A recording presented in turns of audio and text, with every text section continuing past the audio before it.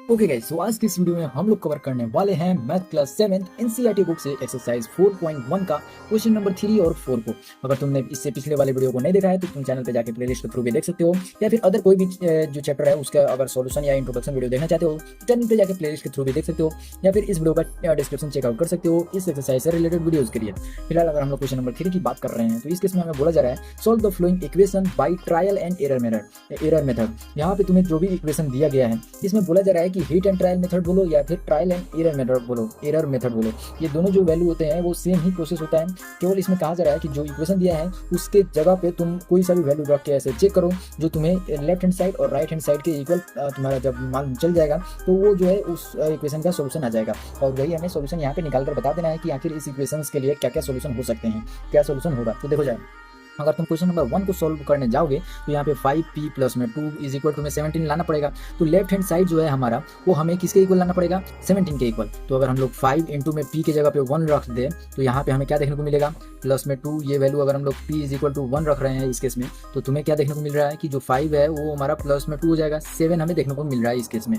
तो ये वैल्यू तो हमारा लेफ्ट हैंड साइड जो आया वो हमारा RHS के इक्वल नहीं आया। तो ये जो क्वेश्चन है हमारा ये 5p प्लस में 2 उसका सॉल्यूशन हमारा p इज इक्वल टू 1 हमारा नहीं होगा। अब चेक करते हैं p इज इक्वल टू 2 रख के इन LHS में हम लोगों ने p इज इक्वल टू 2 रखा, यहाँ पे हम लोगों ने p इंटू में 2 कर दिया, सॉरी p की जगह 2 रख दिया और प्लस में 2 हो गया, ये 10 प्लस में 2 हो जाएगा और ये वैल्यू हमें 12 देखने को मिलेगा जो कि LHS और RHS के इक्वल बिल्कुल भी नहीं है।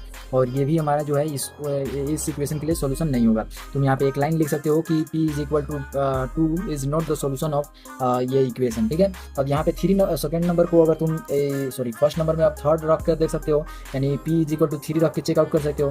तो 5 इंटू में अगर 3 करोगे तो ये वैल्यू 2 के साथ ऐड होगा तो ये वैल्यू तुम्हारा 15 हो जाएगा, और प्लस में अगर 2 करते हो तो ये 17 हो जाएगा। और 17 जो है तुम्हारा LHS और RHS दोनों के इक्वल है, यानी हमारा जो वैल्यू होगा p इज इक्वल टू 3 वो तुम्हारा इस क्वेश्चन के लिए रिक्वायर्ड सोल्यूशन हो जाएगा। ये जो तुम्हारा क्वेश्चन इक्वेशन है 5p प्लस 2, ये इसके लिए सोल्यूशन जो है p इज इक्वल टू 3 हो जाएगा। तो ट्रायल एंड एरर मेथड से हम लोगों ने 2 ऐसे एरर निकाला जिसपे हम लोग ट्रायल किए थे 1 और 2 रखे तो हमें नहीं मिल रहा था, लेकिन 3 रखे तो हमारा जो वैल्यू आया वो LHS और RHS के इक्वल आ गया।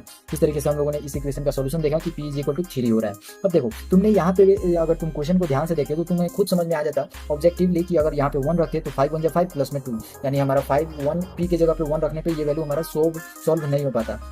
और वही केस यहाँ पे भी करना है, यहाँ पे तुम्हें RHS में 4 लाना है और जबकि तुम्हारा जो LHS है वो तुम्हारा 3n माइनस में 14 दिया है, यानी अगर यहाँ पे 1 2 रखोगे तो ये वैल्यू तुम्हारा 3 और 6 ही बन पाएगा। और ये वैल्यू जैसे ही तुम इसमें से घटाओगे तो निगेटिव ही वैल्यू आएगा। जैसे 6 अगर घटाते हो -14 में से तो -8 निकल कर आएगा, क्योंकि -8 जो है हमें नहीं लाना है, हमें वैल्यू लाना है पॉजिटिव में।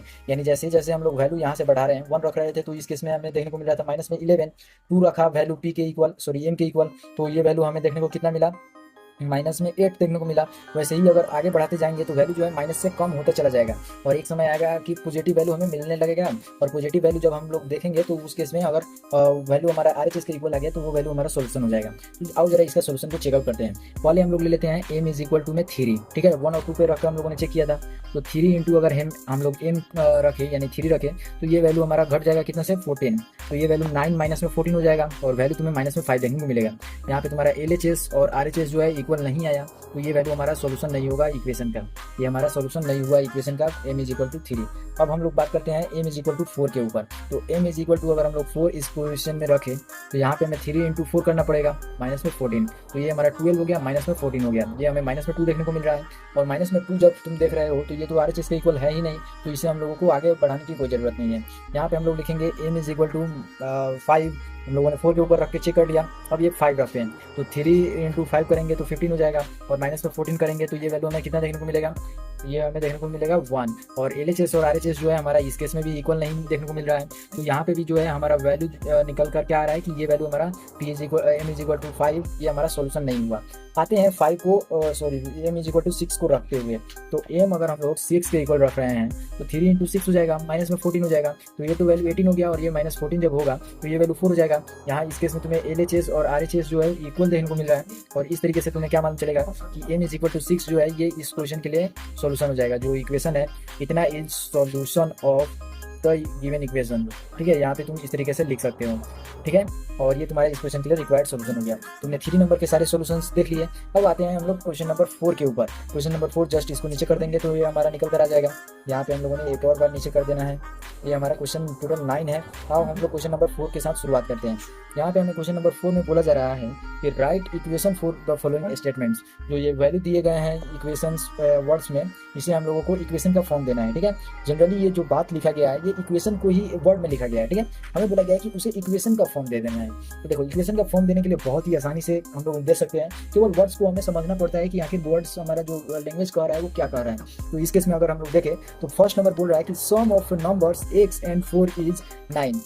कह रहा है 4 और x को अगर हम लोग ऐड कर रहे हैं तो हमें क्या मालूम चल रहा है कि वो वैल्यू हमारा 9 के इक्वल आ रहा है। तो इसे हम लोग सिंपल सा कैलकुलेशन है कि इसे x प्लस में अगर हम लोग 4 कर रहे हैं तो ये वैल्यू में 9 के इक्वल देखने को मिल रहा है, और यही हमारा इस क्वेश्चन के लिए इक्वेशन हो जाएगा। ठीक है, कह रहा है 2 subtracted from y is equal to 8। 8 लाने के लिए हमें y को 2 से डिवाइड करना, सब्सट्रैक्ट करना पड़ेगा। इस केस में हम लोग y माइनस में अगर 2 कर दें, यहाँ पे सब्सट्रैक्टेड फ्रॉम बोल रहा है यानी y जो है आगे आ जाएगा और 2 जो है उसमें घट रहा है। तो इस केस में हमारा वैल्यू 8 आ रहा है। और है 10 टाइम्स a, किसी a में मतलब जो है जो वैल्यू है हमारा a, उसको अगर हम लोग 10 से मल्टीप्लाई कर रहे हैं 10 टाइम्स, तो वो वैल्यू हमें देखने को मिल रहा है 70 के इक्वल। तो ये वैल्यू जो है हमारा 70 हो गया, और यहाँ से जो है हमारा इक्वेशन का फॉर्म ले लिया। हमें इसे सॉल्व करने की कोई ज़रूरत नहीं है। क्यों? क्योंकि हमें केवल राइट इक्वेशन बोला गया है कि यहाँ पे इक्वेशन लिखना है हमें केवल।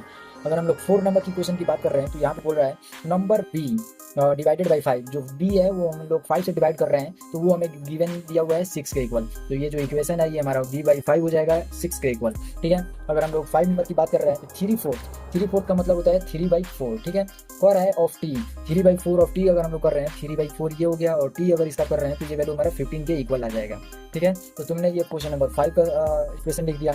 6 का इक्वेशन लिखने के लिए देखो क्या करना पड़ेगा। कह रहा है 7 times m plus 7 times m यानी 7 m लिख दिया, प्लस में हम लोगों ने 7 लिख दिया। लिख रहा है 2 गेट्स, यहाँ पे गेट्स u 77 लिख रहा है यानी ये वैल्यू हमें 77 मिल रहा है। तो ये हमारा इक्वेशन ले लिया। 1/4 of the number x minus में 4 गिव्स 4, पर है 1/4 तो 1/4 हो गया। और फिर नंबर x का 1/4 हम लोग कर रहे हैं और उसमें 4 को घटा दे रहे हैं तो वो वैल्यू हमारा 4 के इक्वल आ रहा है। तो ये तुम्हारा क्वेश्चन नंबर 7 का जो है इक्वेशन ले लिया। 8 का देखो क्या हो रहा है। पर है if you take away 6 from 6 times y। पर है 6 टाइम्स अगर y का कर रहे हो और उसमें से जो है 6 को हटा दे रहे हो, यहाँ से अलग कर दे रहे हो, तो हमें मिल रहा है 60 यानी 6y हो गया माइनस में 6 हो जाएगा, और ये वैल्यू हमें 60 के इक्वल देखने को मिल रहा है। तो ये हमारा हो जाएगा 8 का इक्वेशन। और इस तरीके से हम लोगों ने क्वेश्चन नंबर 4 का 8 तक का क्वेश्चन देख लिया। 9 नंबर देखो क्या कर रहा है। कह रहा है if you add 3 to 1/3 of z, ये z है, इसका 1/3 बोल रहा है कि इसमें अगर हम लोग 3 ऐड कर रहे हैं तो यू गेट 30 यानी ये वैल्यू हमें इक्वल देखने को मिलेगा 30 के। तो ये देखो हम लोग इसका लिखेंगे 1/3 z और प्लस में 3, ये वैल्यू हमें 30 देखने को मिल रहा है। तो इस तरीके से हम लोगों ने एक्सरसाइज 4.1 का 3 और 4 का सोल्यूशन को देख लिया। अगली वीडियो का लिंक तुम्हें डिस्क्रिप्शन में मिल जाएगा। फिलहाल तुम वीडियो को लाइक कर सकते हो, चैनल पर नए हो सब्सक्राइब कर सकते हो। मिलते हैं अगली वीडियो के साथ, तब तक के लिए